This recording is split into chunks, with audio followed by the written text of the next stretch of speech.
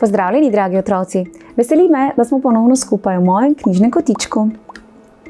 Le kaj se je zgodilo v gozdu, da majhna sova kar ni hotela nehati jokati?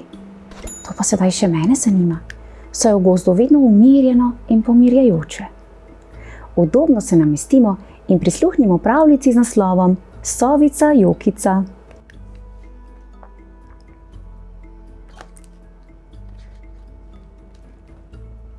Nekega meglenega dneva se je v gozdu zaslišal presunljiv jok. Živali so najprej pomislile, da se je vrnil volk Vilbur, ampak stari volk Vilbur je bil že dolgo mrtev. Ježek je nabrusil bodice in se odpravil pogledat. Če bo nevarno, se še vedno lahko zvije in zbode napadalca. Jok je bil vedno glasnejši. Ježku so prišli na misel hudobni gozdni duhovi in Vilbur. Toda ko se je tiho prismukal mimo zadnjega grma, je našel nekaj drugega. Našel je majčkeno sovico. Čisto navadno majčkeno sovico, ki se je drla tako glasno, da takega joka Ježek še ni nikoli slišal. No, jo je miril. Kaj pa je? Kaj se je zgodilo? Si padla iz gnezda? Mala sovica je odkimala in jokala naprej. K njej je priletel vran. Kaj pa je? Bi se rada igrala? Prinesel je nekaj pisanih kamenčkov in jih položil v travo pred sovico. Gotovo ti je dolg čas.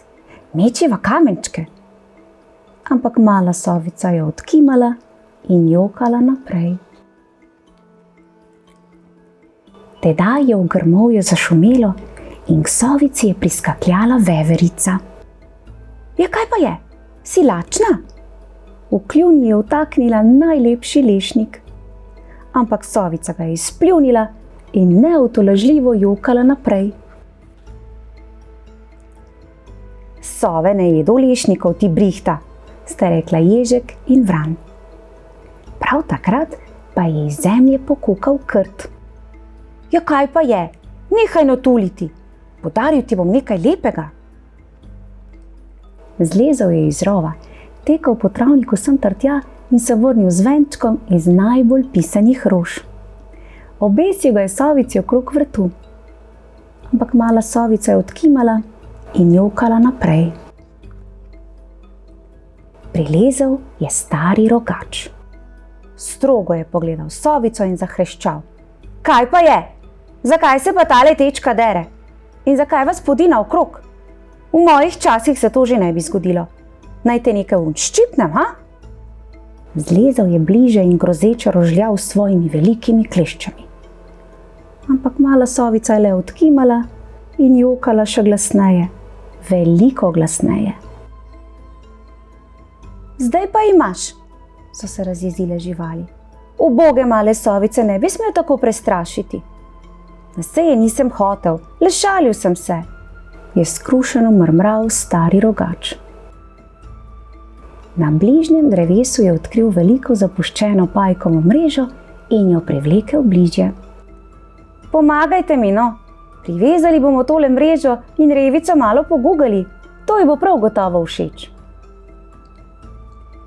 Jokajočo sovico so z venčkom vred posadili v mrežo.